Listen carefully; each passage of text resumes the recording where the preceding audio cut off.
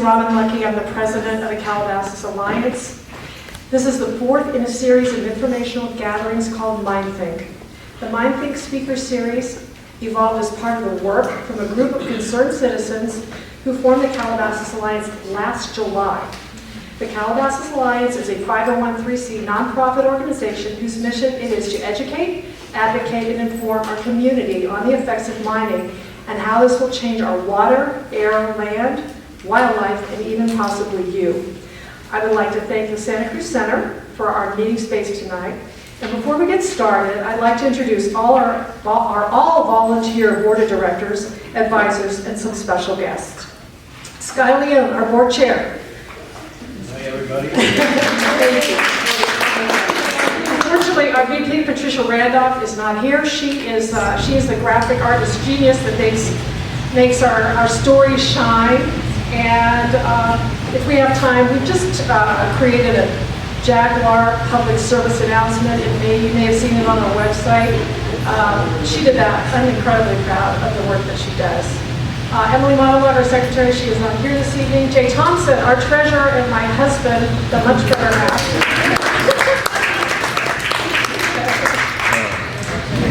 Beth Pearl, our chief education advisor. And her husband, Ed Pearl, who's a board member, who's traveling this evening. Bill Polson, our board member and creator of Geo Rico Radio on YouTube, and we're live streaming right now. Thank you, Bill, always for your support. His wife, Pat, is not with us tonight. She's our chief researcher. And Dr. Anita Connor, our chief medical advisor. And I'm going to introduce Dr. Becky Meyer, her sidekick. Thank you, Becky, for your support and your help. We have Joe Kerr, who's not here with us this evening, and he's our chief digital media advisor. So we have an entire family working for this cause, which is like mind-blowing. So now, some of our special guests. Dr. Denise Moreno Ramirez is a professor in the Department of Community Environment and Policy at the Mel and Edith Zuckerman School of Public Health at the University of Arizona. Denise, stand up.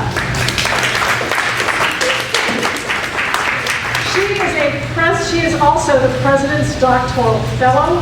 Her work in the Harshaw and Lochiel is to educate citizens about environmental justice issues.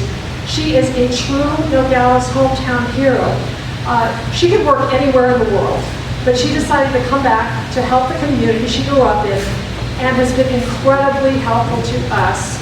And she has her associate with her, Dr. Debbie Gopal. Debbie, stand up. Okay. Another hometown hero is Mr. Ben Lomeli. Stand up. Ben is a co-creator of tonight's presentation on the future of our water in Santa Cruz County. Ben grew up in Nogales, and at the age of 10 decided he wanted to study water because of what happened every year during our monsoon at the Nogales Wash. He told me sometimes you could see trees or cows coming down the wash, but the power of water was something he really wanted to learn more about. Ben has a BS degree in watershed hydrology and natural resources from the University of Arizona. He's been a consulting hydrologist, environmental natural resource scientist for over 50 years. His working experience is in both government and the private sector in natural resources and other interdisciplinary fields. He is currently the president of the Friends of the Santa Cruz River, who are doing groundbreaking citizen science and cleaning up our precious river. They're on the front lines doing the grunt work every day, and they've done some really good science, so thank you, Ben. Appreciate that. He is truly an environmental warrior. He was probably the original environmental warrior in Santa Cruz County, so we admire you so much. Okay. Another environmental warrior who is head of submission coordinator for PARA and is co-chair of the board is Carolyn Schaefer.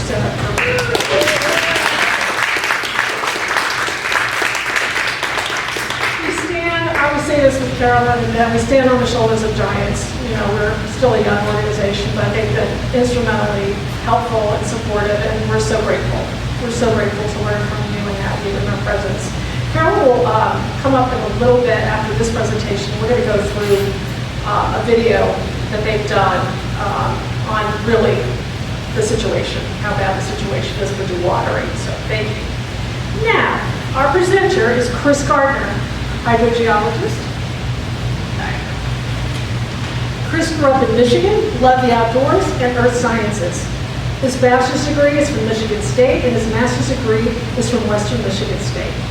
Chris practiced hydrology as a consultant for environmental engineering firms in Arizona since 1998 and specialized in high-capacity water supply and recharge wells.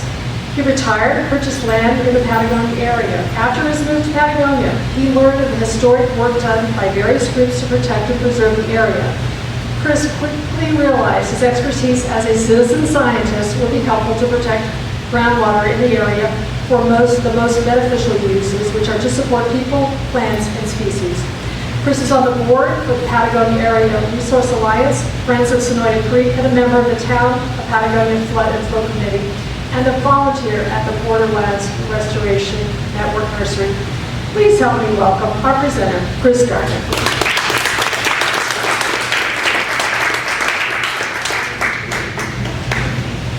Robin. Thanks for everyone for coming. Guess we'll jump into it. Today I'll be presenting the Cienega Creek Groundwater Basin. The next slide. We'll talk about groundwater basins, watersheds, hydrogeology. I'll present groundwater management in Arizona and discuss issues in the Cienega Creek Basin and potential impacts to our neighbors, such as Rio Rico and Nogales.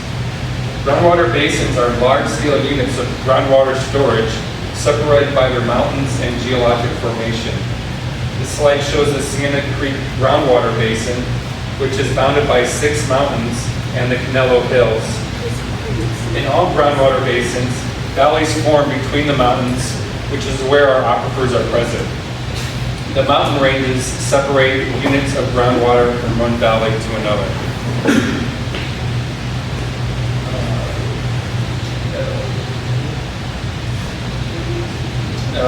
Let's see, the groundwater, pumping in some groundwater basins is managed, while pumping in other groundwater basins is not managed. Pumping within the Santa Cruz and Tucson basins is managed in this area. And pumping in the Cienega Creek groundwater basin, San Rafael, and Upper San Pedro groundwater basins are not managed by the state. So let's review how valleys and mountain ranges formed. A long time ago, the Earth's mantle started rising, which broke apart the Earth's crust. Some blocks of Earth dropped, forming valleys, and some blocks of Earth rose, forming mountains. Over time, sediment from the mountains filled the valleys. This slide shows you what happened. Bedrock valleys and basins formed between mountain ranges. The numbers on this show the depth of bedrock contours in feet below land surface. Bedrock depths in the area highlighted in yellow are greater than 400 feet deep, and the area highlighted in green is greater than 1,600 feet deep. The area highlighted in red is greater than 3,200 feet deep. Significant volumes of groundwater are within these named bedrock valleys and basins, such as the Santa Cruz Bedrock Valley, which is long and narrow, and is up to 1,600 feet deep in some areas, and generally flows to the Tucson Bedrock Basin, which is estimated to be over 10,000 feet deep in some places. The Cienega Creek Groundwater Basin is outlined in blue and includes the Sonoyta Bedrock Basin, which is estimated to be about 4,800 feet deep. In the Elgin and Sonoyta area, the Sonoyta Bedrock Basin is broad and deep. In contrast, the portion of the Bedrock Basin which extends between Patagonia and Sonoyta here is relatively narrow and shallow.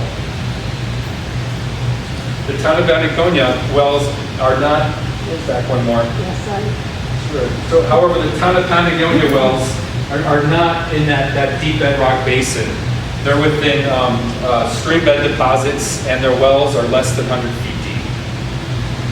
All right, next. Bedrock valleys and basins formed when blocks of bedrock were dropping and filled with sediment from the mountains. Bedrock Valley and basin aquifers are extensive with significant volumes of groundwater.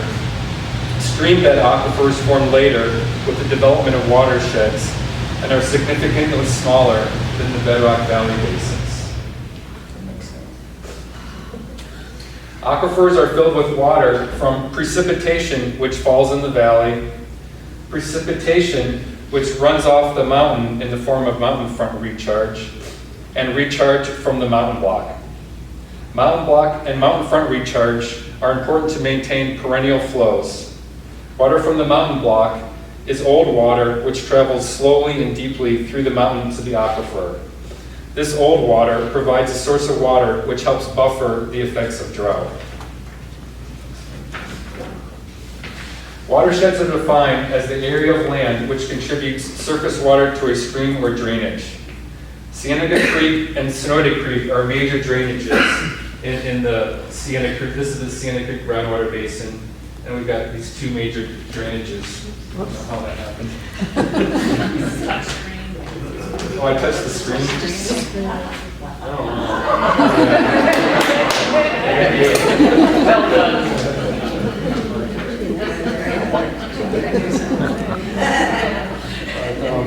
Where a drop of water falls determines its pathway in a watershed.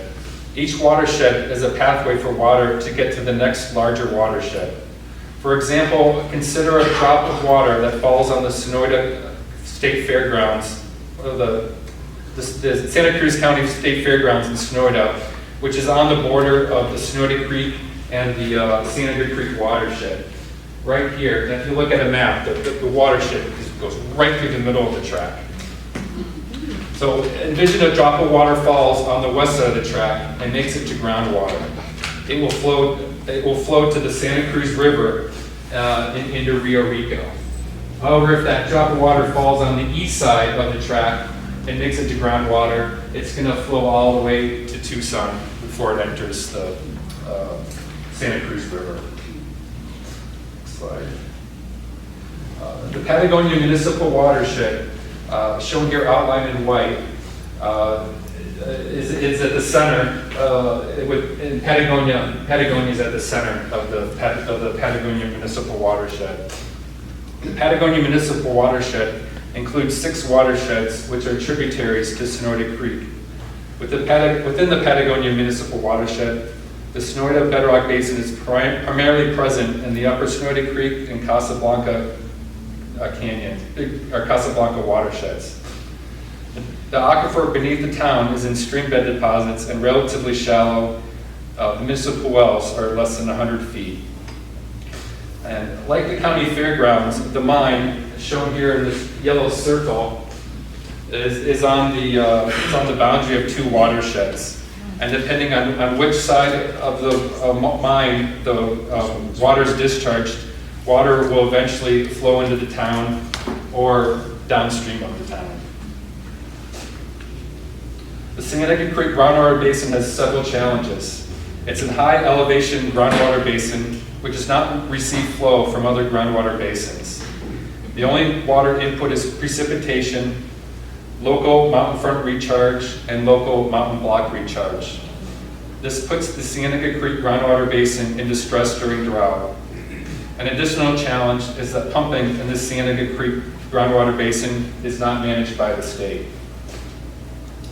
The Arizona Department of Water Resources, referred to as the ADWR, manages pumping only in active management areas, referred to as AMAs. In AMAs, pumping is limited based on water level impacts to neighboring wells. However, it should be noted that AMAs do not address surface water impacts or limit pumping by mines on federal land due to the General Mining Act of 1872.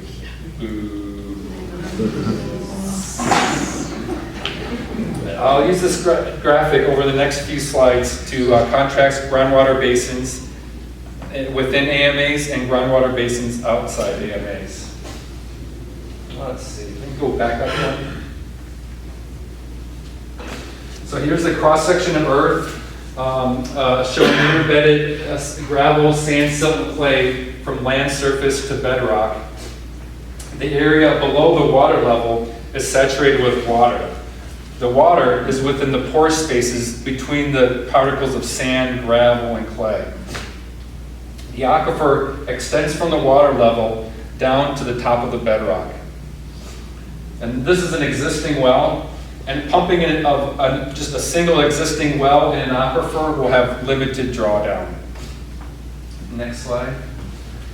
However, a new well in an AMA needs a permit from the ADWR, and pumping is limited so that drawdown in the closest neighboring well is limited to less than 10 feet over 5 years. Reporting of pumping is required in an AMA. However, there are exemptions from the drawdown and reporting requirements if the well is equipped with a pump capable less than 35 gallons a minute and less than 2 acres of land are irrigated. Most domestic well users fall in this exempted category. And western Santa Cruz County is within an AMA. And if you hit the graphic here, it's just showing that in an AMA, water levels are generally limited. The next slide, we go down. All right. Let's see. Pumping of a new well outside an AMA is not restricted.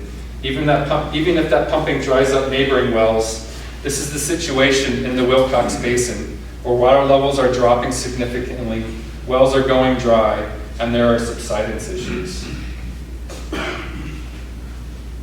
That's showing the well going dry there.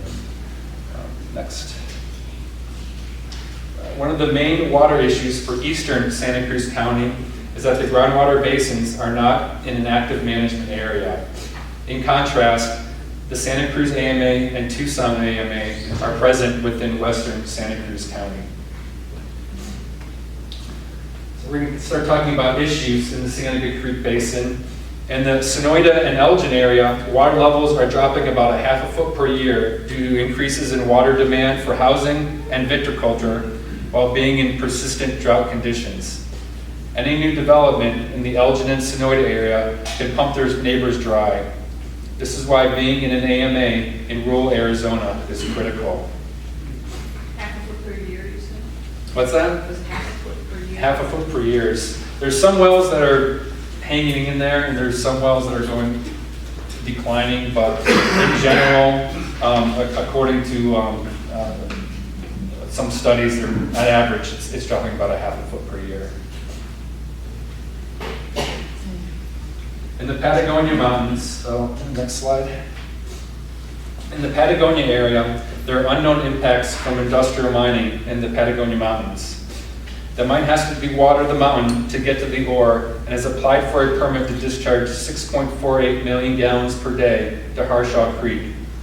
Water use in the Cienega Creek Basin was estimated to be about 1 million gallons a day in 2006. If approved, the mine will be allowed to pump and discharge more than 6 times the 2006 water use in the Cienega Creek groundwater basin. And I had assumed that since the discharge from the mine would mix with water in the aquifer, that the mine would be required to treat its discharge to drinking water standards. Upon review of the draft permit to discharge, I realized the discharge is permitted to be dangerous to human health with arsenic levels as high as 50 parts per billion, which is about 5 times over the drinking water standard of 10 parts per billion. And since lead is permitted in the discharge, we know from Flint, Michigan, that any concentration of lead should not be permitted in drinking water. And so what we have here is there's a permit to discharge the water. That's the Arizona Pollution Discharge Elimination System. And they have to meet a certain criteria to discharge under that permit. And that's usually, that's a surface water permit, which is less restrictive than drinking water.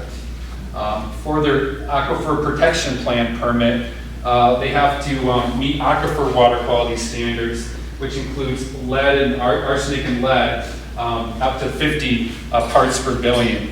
However, that still far exceeds the maximum contaminant level for drinking water, which is 10 parts per billion. And the goal of arsenic is 0, as is lead. The goal is 0 to protect human health. With these concentrations being permitted to be discharged, will domestic wells along Harshaw be impacted? Will the town of Patagonia wells be impacted? Will the town be able to treat its water for municipal use? Very concerning is that manganese is not limited in the discharge. Manganese is not limited because it's not regulated in the United States. In places where people are exposed, manganese contamination has shown to be as or more concerning than lead. Manganese is not regulated in the United States because there have not been enough cases of poisoning and because of politics, I presume. Research how long it took lead to be regulated while understanding its impacts. It is of little comfort that manganese may be regulated in the future based on manganese impacts to communities in Santa Cruz County and to mine workers. Next. The town of Patagonia is approximately 5 miles from the mine, and Harshaw Creek meanders for about 12 miles from the mine to Sonoyta Creek. There are several homes and domestic drinking water wells along Harshaw Creek. Harshaw Creek is generally dry, however, there is a perennial reach about halfway between the mine and the town. It's a bit hard to see, but it's that a little blue strip right there. That's naturally occurring and always been there. I'm gonna go up. The mine has been intermittently discharging between 100 and 600 gallons per minute from their treatment plant since late 2003. As a result, water is consistently observed flowing about 3.5 to 4 miles from the discharge point. This is the road to San Rafael Valley, and it's generally seen crossing that road or near that road. The water infiltrates into the ground and flows downstream as groundwater until bedrock geology forces the flow to land surface. As a result, pools of water and surface water flow is observed intermittently in the creek. Eventually, all the intermittent pools will connect and Harshaw Creek will flow, generally over bedrock, until the bedrock plunges into the Sonoyta Creek bedrock basin. There is an area of concern along Harshaw Creek here where there are several mines, including the Lead Queen mine, which discharges down this wash, had discharged down this wash. And what we feel is that there's contaminated soil and sediments in this area. And it's a concern that discharge from the mine will mobilize this potential contamination. Downstream of this area of concern, the discharge will infiltrate into the aquifer where it may create a mound of contaminated groundwater. Based on most people's understanding, state law requires a point of compliance well to protect the groundwater from contamination in this situation. Groundwater in a POC well is tested for contaminants such as arsenic and lead and manganese to determine if the level of contamination is increasing, to determine if there should be a concern in for the town's water supply. However, the ADQ determined that a conceptual point of compliance is fine. That is, no well, no groundwater to be analyzed. In fact, the director of the ADQ said they do this all the time. That is, they don't always require facilities that pollute to sample and test groundwater to protect aquifers and the public. For this reason, ADQ is fighting a lawsuit brought by PARA to install and sample POC wells.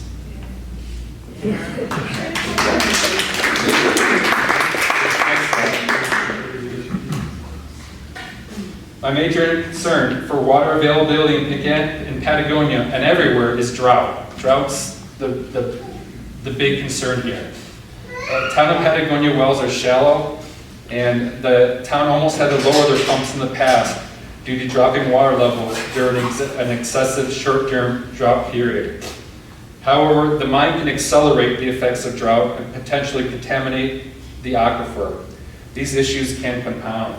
I'll hit the down button. Drought will reduce the contribution of groundwater from the Sonoyta Creek Valley. Dewatering of the mountain will likely terminate or reduce the contribution of water seeping from the mountain into the aquifer. And water level drawdown by the mine can reduce or may reduce water levels in the town aquifer. There may be a mounted plume of contamination in the town aquifer emanating from Harshaw Creek. How long before a potential plume extends into Sonoyta Creek, into Patagonia Lake, and could it reach the Santa Cruz River? The tidal Patagonia municipal wells are less than 100 feet deep and are already susceptible to drought conditions. If water levels in these wells drops too far, the town will have to find another source of water. If there is contamination in the aquifer emanating from Harshaw Creek, will the municipal wells capture some of that contamination? And will the town be able to treat that contamination to drinking water standards? If the town wells are unusable to water availability or water quality, will the town get water resources from the Sonoyta Bedrock Basin? Will that impact biodiversity and habitat along Sonoyta Creek? And what will be the water level impacts to the Sonoyta area? Next slide. There's also concern that dewatering the mountain will eliminate the springs which support biodiversity in the Patagonia Mountains and critical habitat for threatened species such as the Mexican spotted owl and the yellow-billed cuckoo. This is what makes Patagonia a major attraction, a tourist attraction. And these birds are here now. We could see them. There's also polygons for jaguars, but I didn't include them. But the Patagonia Mountains is a biodiversity hotspot, as we all know, and that's why we're here to protect it. All right, next slide. There is a concern that these are the reasons the town of Patagonia has requesting a groundwater model from the Forest Service, who is the lead agency in the FAST 41 process. The Forest Service has indicated no intention of using a groundwater model, providing any help to evaluate the impacts of mining to water in the Sonoyta Creek watershed and the town's aquifer.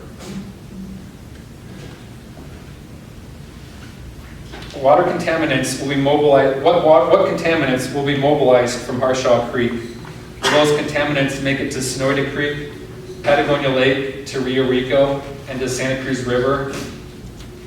There are also concerns about contamination track out and air contamination. Mine vehicles will be traveling on dirt roads in a mineralized area, creating airborne particles of contaminated dust. What will be the impacts from the air quality? What will be the impacts to air quality from the lead and manganese-laden dust?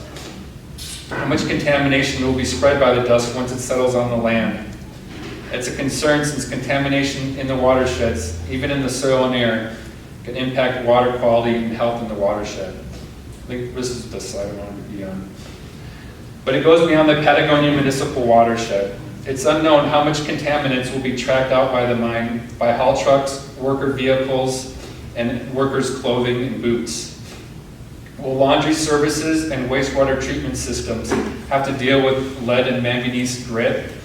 Will workers bring contaminants home on their clothes, on their boots, or in their hair? Will the mine wastewater treatment plant, or any wastewater treatment plant, be able to handle all the grit and still be effective at removing contaminants from the discharge? Will that wastewater grit be contaminated with lead, requiring additional disposal costs? Next slide. So this slide summarizes the water issues in the Santa Cruz groundwater basin. There's surface water quality concerns, primarily for Harshaw Creek, Sonoyta Creek, and Patagonia Lake, and the Santa Cruz River. There's groundwater quality concerns for the town of Patagonia, domestic well users along Harshaw and Sonoyta Creek, and possibly the Santa Cruz River, and groundwater quality concerns for the San Rafael Valley, as the mine's proposing to use infiltration basins in the San Rafael Valley to get rid of additional water. Groundwater availability concerns in the entire Santa Creek Basin, not only because of the mine, but mainly because of drought.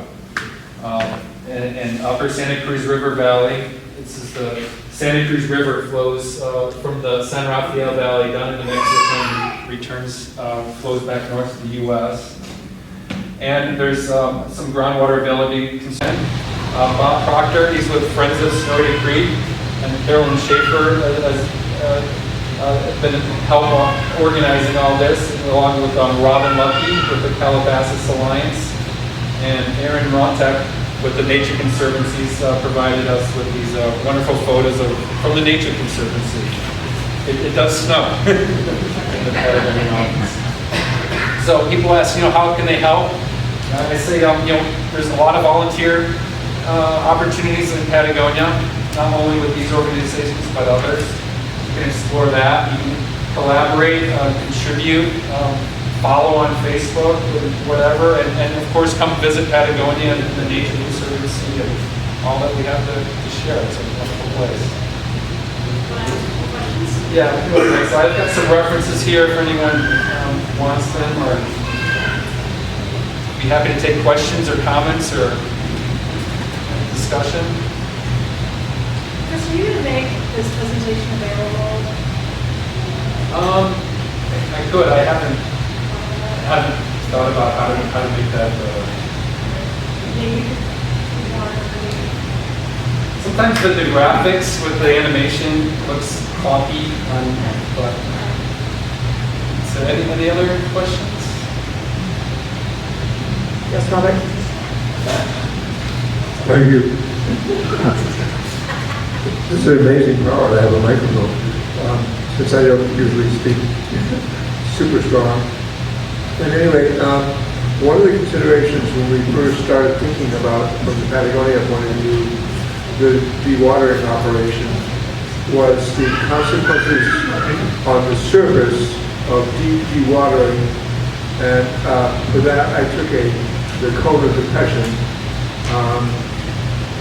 which was totally a conceptual piece that they published and then we responded to. The idea that there is a surface area in the conical volume down to where the well is that could be completely depleted of water. Can you speak about the surface effects of dewatering? The surface effects, so when you pump a well, it creates what's called a cone of depression in the aquifer. So above that cone of depression is dry, and below that cone of depression is saturated. And so the more you pump, the deeper that cone of depression goes, and the wider it becomes. And so conceptually, that a large cone of depression over the entire mountain, which is highly fractured, could potentially dry up springs that are within that cone of depression, and shallow groundwater that supports habitat might be some of my concerns. You'll have precipitation that will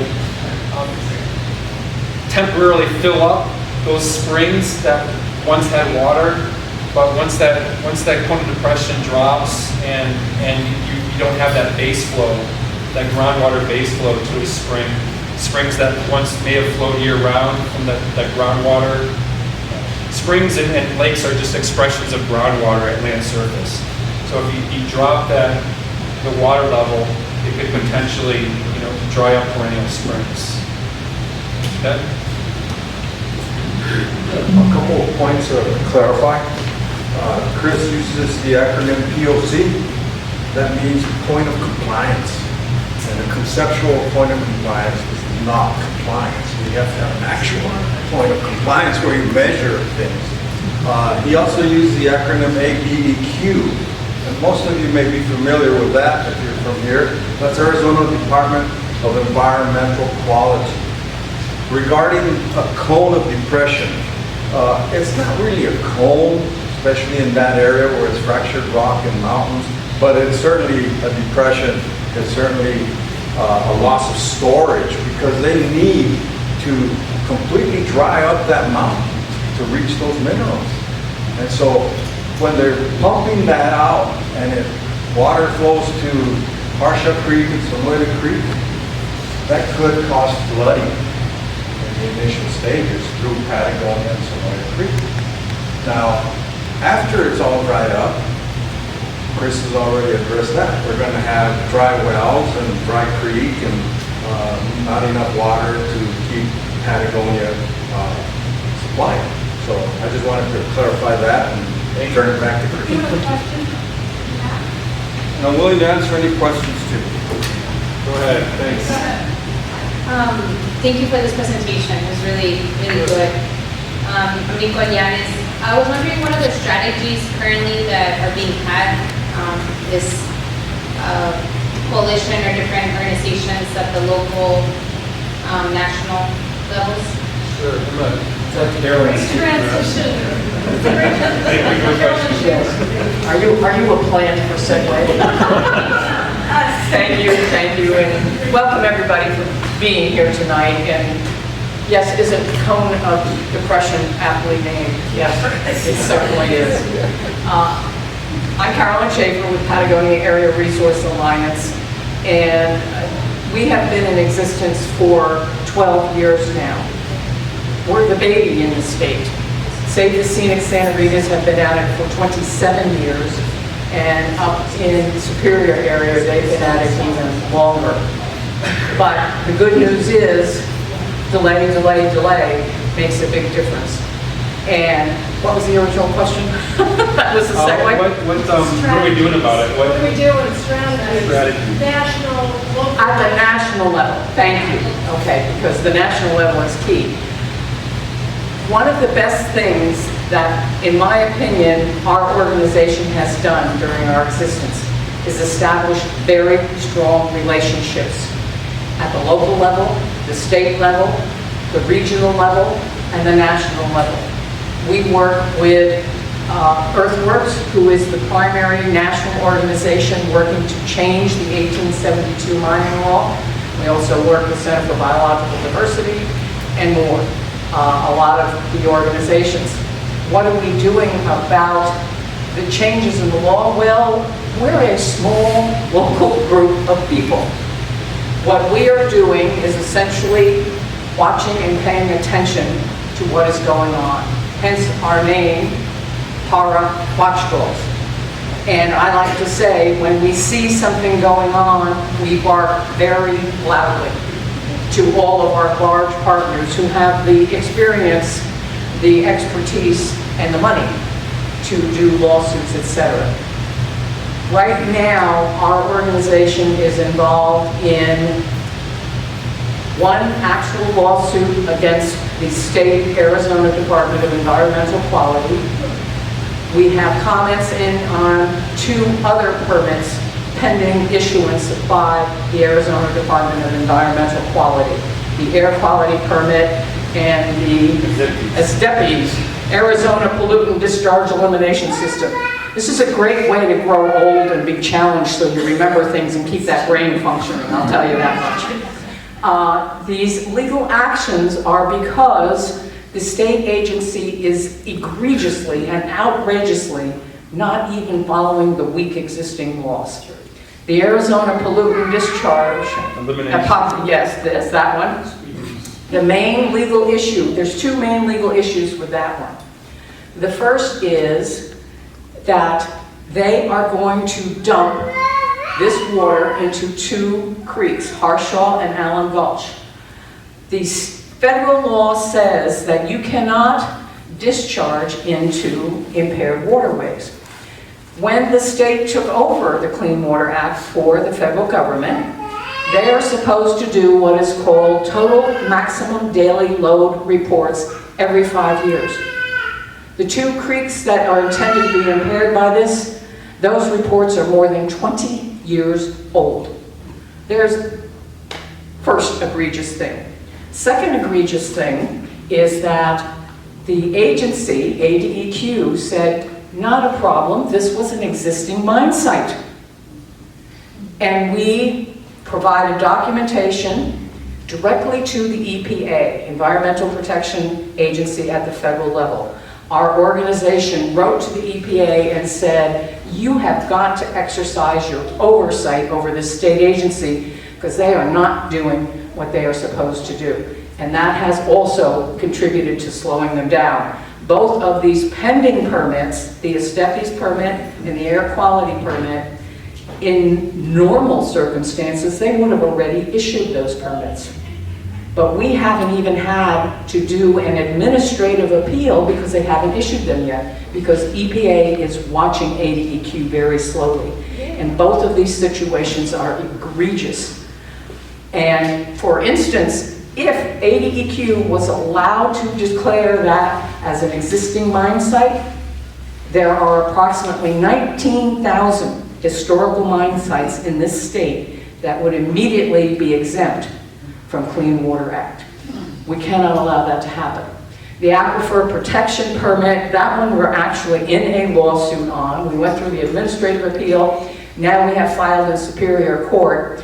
And as Chris and Ben both said, they are supposed to do a point of compliance in the aquifer to test the water. Instead, the agency said, oh, where you discharge it from that pipe, just test it there and tell us it's okay. Then they said, you can do a conceptual point of compliance, maybe someday. And to add insult to injury, where they put the X on the map for that conceptual, wasn't even owned by them. And the landowner gave us an affidavit in our land suit saying, hell no.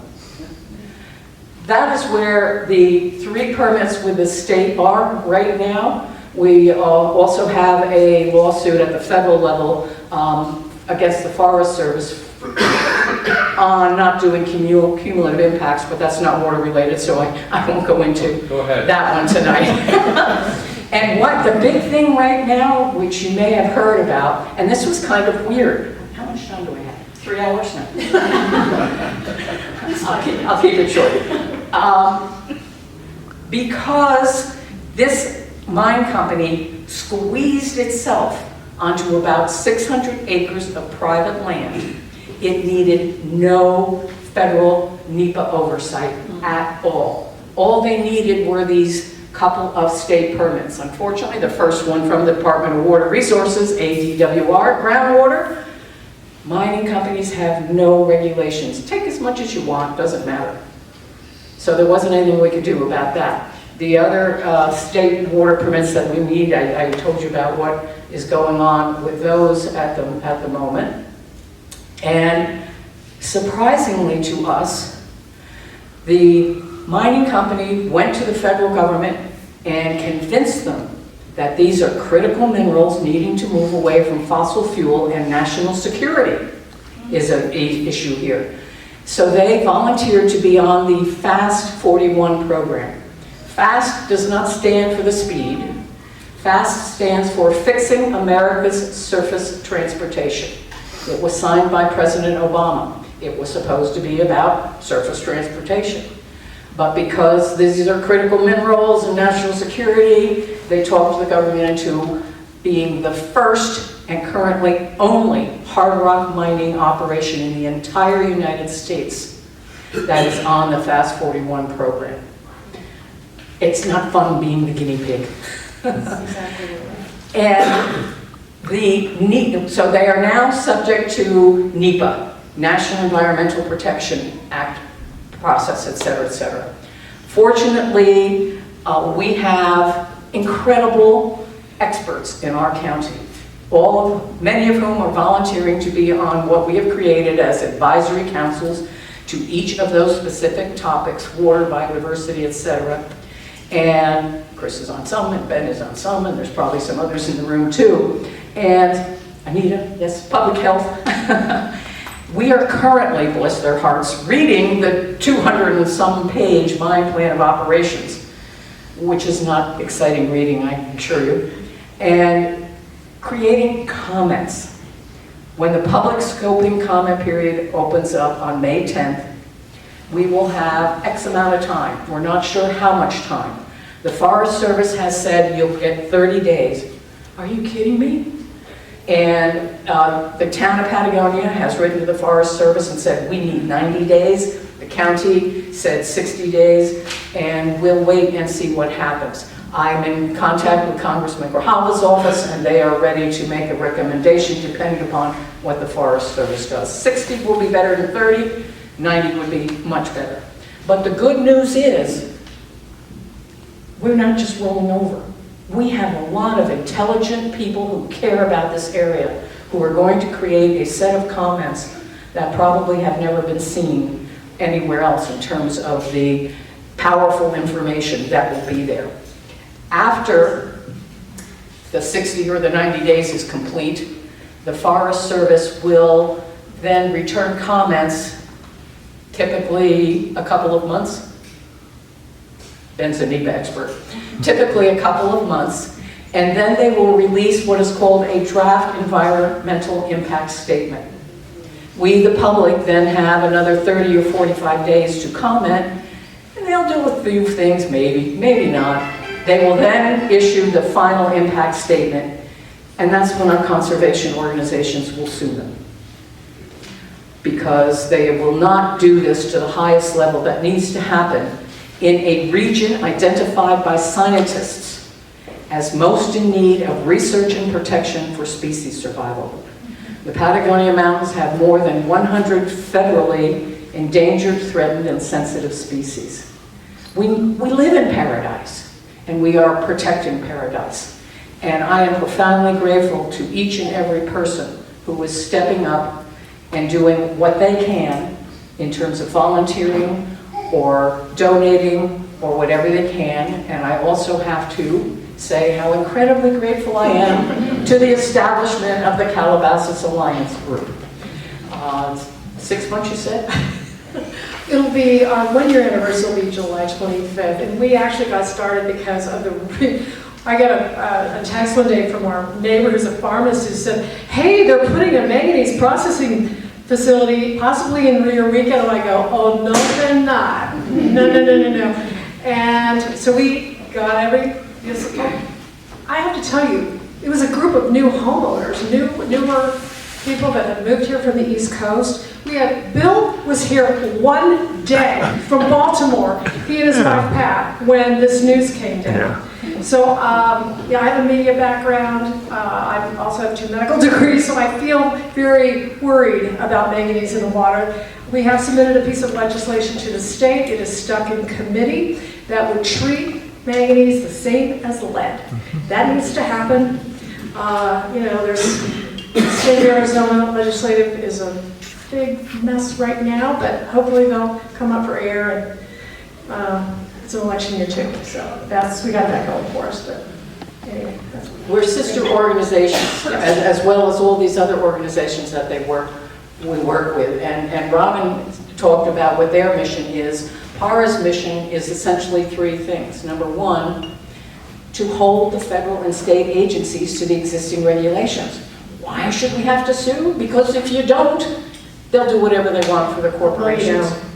And the second thing is to work with all these wonderful organizations and to make this difference. Team effort makes a huge difference. And third, to talk about our nature-based restorative economy in Santa Cruz County, which is strong, thriving, and the future that we want, and unfortunately mutually exclusive. Well, you are in the Sky Islands if you're in Patagonia. If you're in our area, you are in something called the Mandarin Archipelago, is that correct?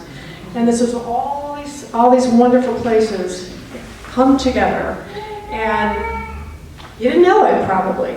So we have to protect these kinds of things. I never thought I'd be standing here in a million years doing this type of work, but we have to save our home. I mean, I started out as a NIMBY, frankly. I was worried. We had just purchased 16 acres of property in Rio Rico on our beautiful canyon area, and boom, here comes a possibility of a manganese processing plant. No. So they hear from us regularly at Board of Supervisors meetings. Looks like we may even be invited to the Nogales City Council to talk.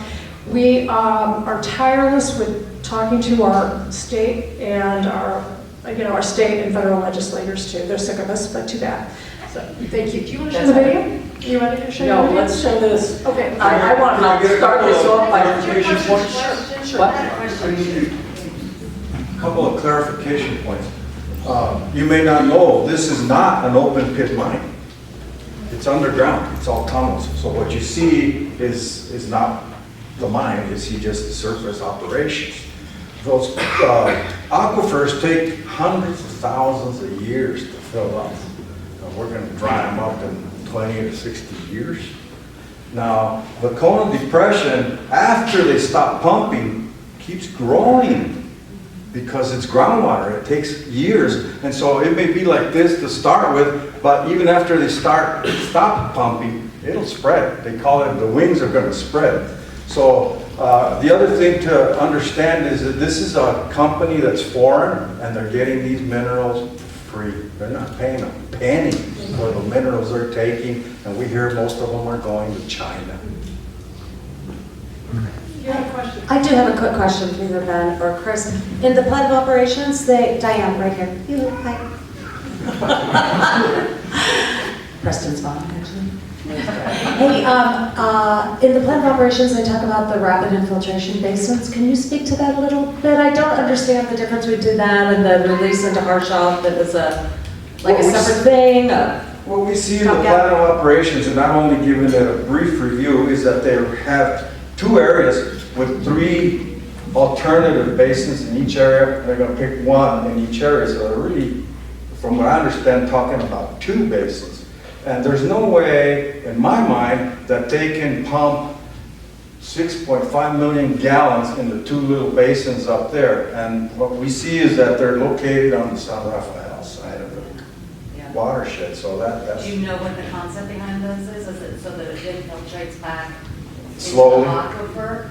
But, So it yeah, goes- but the amount that they're taking out, that it doesn't... It doesn't jive. I think they're still gonna put most of it down Harsha Creek. I don't see how they... It gives them the opportunity to pump more water, Yeah. because they're not limited by pumping, but they're limited by physically how much you can get rid of. The basins give you an opportunity to get rid of more water, in addition to Harshaw Creek. That may not be their plan, but it could be. There's nothing Is there other prevents questions? them. I want to say one thing while we're talking about that, though. The reason they have to dewater, ASARCO owned this one mine that they took over, and they quit and left because their tunnels were only at 400 feet and kept filling with water. Because the hydrology of the mountains is it flows throughout the entire mountain. So ASARCO shut down in the early 60s because they didn't have the technology. Now they do, and they intend to go down 5,000 feet. They will dry this mountain out. The only question is how long will it take? Springs and seeps will go first. The animals will all leave. This is not a pretty show. 5,000 feet puts you down to about 1,000 feet above sea level. So that's way below Patagonia. Yeah. And so, is there another question? Yes.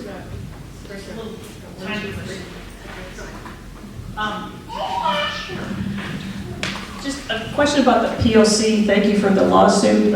If that doesn't, let's say they get away with it for some reason, so they could just say, well, the lead and arsenic and manganese, or well, the lead and arsenic came from the rock. It didn't come from our mine. Is that kind of what they could get away with? Yeah. Yes and no. Yeah, they could. Yeah. The problem with our mountains are full of these minerals. There's just no doubt about it. And I had one of those private wells downstream from there, and I always had lead and arsenic that I had to monitor in my well because of the historic mining in that area and what we get in our creek. The reality is, I don't know how many of you remember, X number of years ago, the Lead Queen did a big discharge and we had huge amounts of orange water coming down. That's because the minerals do create this acid mine drainage. If the water comes through it, comes up, and is exposed to the air, that's when you get the problems. But the mine companies don't call it acid mine drainage anymore. It sounds so much better to say it is mine-influenced waters. Which is also a point I want to make too about, you've seen all their ads, probably showed up in your thing. One thing making me crazy at the moment is we will use 75% less water than other mines. That's because there is an odd regulation that all of this dewatering, 6.5 million gallons per day, doesn't count to how much water they use. Correct. Other questions? Yes. Can she help me?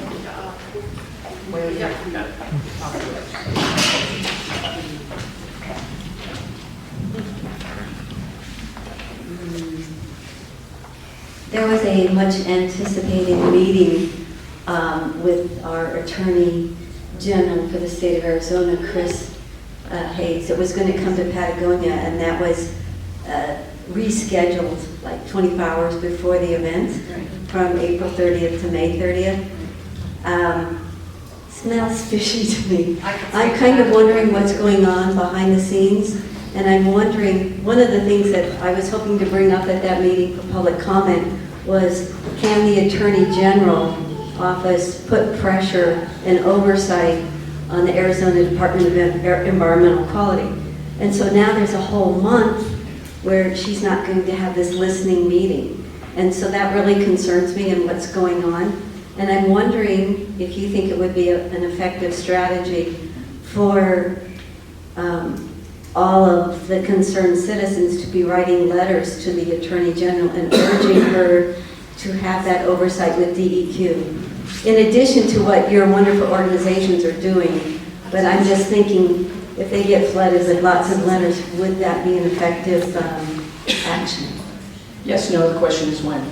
But So I'm just going to speak to the AG comment with Chris Mace, because I've been working with Mayor Patagonia to get her down here, and it was a family emergency that she had to drop everything from her schedule, so that there was nothing nefarious about it. She just literally could not get down here. Thanks. Yeah, so I know it happened literally the day before, and we were all very disappointed, but we have a whole month now, and we hope to get her before May 30th, but we'll be the point people for getting her here. She did reschedule, so to me that was good, so we'll work on doing that. We hope to have some experts speaking. She really likes to run a more informal type town hall, so people have the opportunity to talk and get their concerns answered, but bring these kinds of things up, especially with the ADEQ, to say, and pressure, what can you do about this? What can you do about these regulations? What can you do about the monitoring, and pressure her about this stuff? She's an environmentalist. So she's here to listen. She will be here to listen, and so that will be happening. And we'll do more media on that. So, yeah. Thank you for that clarification. I appreciate that. Yeah. But I'm also aware that gives Arizona Department of Environmental Quality another 30 days to either stall or step sideways or whatever they're doing. And so that's why I'm wondering if it would be an effective thing for us to be trying to put some sort of pressure or letter writing campaign out, and if so, who would we direct our comments to? I would suggest that we just wait for her to come. Besides, there's so much going on right now getting ready for the NEPA process, and that is the bigger focus for a change. We will get to ADEQ. I'm not concerned about ADEQ or the Attorney General not doing something. They can't do anything on any of the permits yet. And until they get their permits, they've been stuck for 2 years now. That, I don't mind telling you, is a bit of a miracle. And they don't want to talk about that. They also don't want to talk about their financial issues. I mean, they made that big announcement about we're investing $2.16 billion in Santa Cruz County. They didn't bother to tell you that same day their board cut the dividend because they had a 92% profit loss in the first 6 years of their fiscal year. Yeah, they also didn't mention that they are 50% partners in the Ambler mine in Alaska, and the Bureau of Land Management just said, no, you can't build a road through there. This is not a stable company. Yeah. That doesn't mean they go away. That means they sell it off to somebody else and we start with somebody else. Dr. Ramirez. I just had a quick question for the hydrologist. I had an awesome tour with Caroline of the watershed, and I was seeing the Harshaw Creek, and I thought you guys brought up good concerns, and one of my concerns was just erosion. The amount of water that's going to go down those channels, it seems like it would have to be reworked, and a lot of things would have to happen, because there would be great erosion. What is your opinion on that? Go ahead. Yeah, you're right. That's a lot of water. 6.5 million gallons is almost 2 million gallons more than all of Rio Rico and Nogales put together using one day. Yep. So it's during the time of drought and the time when we're seeing groundwater depletions all over the world, it just doesn't add up. It just doesn't make sense. Yeah, and we see the sediment mobilizing.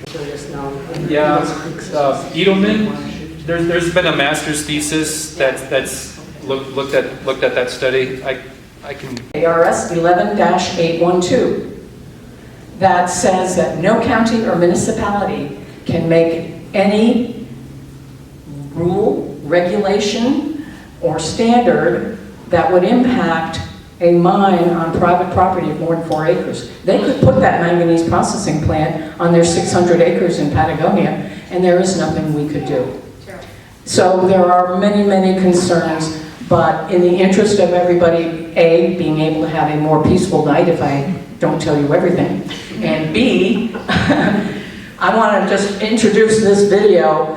When the community first was getting concerned about 6.5 million gallons of water per day being dumped, South 32 came out with an insulting video that said, don't worry, and they showed this truck driving through town. It'll never be more than 5 nickels high. And they showed this truck driving over 5 nickels. So PAR asked its hydrology experts to respond to that, and the video you are about to see is that response. So again, thank you everyone, and like one of the slides said, volunteers support us. If you're, please be on Calabasas Alliance's newsletter list, as well as Patagonia Area Resource Alliance's list. We could do that. Let's turn the lights down and start over. We're having a little bit of an audio problem. This is very important, this video. Hermosa Mine is located in the heart of the Patagonia Mountains, about 9 miles upstream of the town of Patagonia, along Harshaw Creek. Harshaw Creek is a small, mostly dry creek with some flowing sections that joins Sonoyta Creek near the town of Patagonia. Patagonia residents and businesses rely completely on groundwater from wells in the aquifer underlying the Sonoyta Creek Valley. Harshaw Creek flows down out of the mountains and into the Sonoyta Creek floodplain. Although it is a small, mostly dry creek, storm flows in Harshaw Creek recharge the shallow groundwater that supports drinking water and stockwells along its banks. Sonoyta Creek flows through the small town of Patagonia before making its way through the Patagonia-Sonoyta Creek Nature Preserve and then down to Patagonia Lake State Park, where thousands of people recreate year-round. South 32's Hermosa project is entering the exploration phase of its underground mining to extract zinc, lead, manganese, and other metals. The mine site will have a tailings dam, storm drains, holding ponds, and 2 water treatment plants. Pumped and treated groundwater will be discharged to Harshaw Creek. In order to mine the underground metal ore body, South 32 intends to sink dual underground shafts, which will provide access for people and equipment to the ore body, which currently is submerged in groundwater thousands of feet below ground surface. No one knows how long South 32 will have to keep pumping groundwater. Their initial permits allow them to treat and discharge up to 4,500 gallons of water per minute to Harshaw Creek for up to 5 years. This amounts to 11.8 trillion gallons of groundwater, the equivalent of 10 Olympic-sized swimming pools per day and 40 Houston Astrodomes after 5 years. 2 treatment plants will treat contaminated water from the tailings facility and the underground dewatering process. Most of it will be discharged to Harshaw Creek at Alfal 2. State of Arizona records from wells drilled along Harshaw Creek indicate that there is only a small amount of sand and gravel in the stream bed overlying the bedrock. South 32 claims that the deep groundwater it pumps and discharges to Harshaw Creek will soak into these stream bed sediments, even after 4 to 5 years of continuous discharge at 4,500 gallons per minute. Using a sophisticated integrated hydrologic model, PARA's experts predict the small sand and gravel aquifer under the Harshaw Creek streambed will quickly fill up with water discharged from the mine site, causing Harshaw Creek to flow continuously to the town of Patagonia and beyond within a few months. Once Harshaw Creek flows continuously, any contaminants leaving the mine site, either from the treatment plant discharge, breaches in containment facilities, or other sources, would quickly flow downstream and either infiltrate into the groundwater or continue flowing through the town of Patagonia, or both. South 32's water permits only require testing of the treatment plant to discharge every 90 days, so contaminants could flow into Harshaw Creek undetected for months. A continuous flow of 4,500 gallons per minute in Harshaw Creek also increases the risk of flooding downstream. Instead of soaking up much of the rain that falls during a storm event the way a dry stream bed would, flows in a pre-wetted Harshaw Creek would rapidly increase with even a small storm event. While 4,500 gallons per minute is small compared with natural flood flows, South 32's flood analysis never considered the impacts of storm runoff adding flow to an already flowing Harshaw Creek. PARA believes that more frequent and transparent monitoring of mine discharges to Harshaw Creek and of groundwater under Harshaw Creek and the town of Patagonia are necessary to protect limited and fragile drinking water resources below Hermosa Mine. Compliance wells provide early warning about contaminants in the groundwater system. While South 32's permits require no compliance wells downstream of the mine in Harshaw Creek, PARA believes that at least 3 compliance wells are necessary. Groundwater is the sole source for drinking water along Harshaw Creek and in the town of Patagonia. Once contaminated, it is extremely difficult to clean up and may require extremely expensive treatment for decades to come. PARA believes the best strategy is to prevent contamination through careful monitoring and to act on any contamination immediately before it's too late.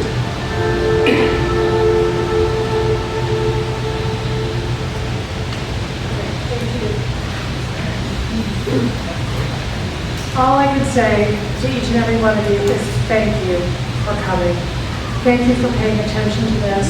We are all in this together, whatever organization you belong to. You're a homeowner, you drink water, we're all in this together. Please, I just want you to know we're here for you. Thank you again. And drive safe.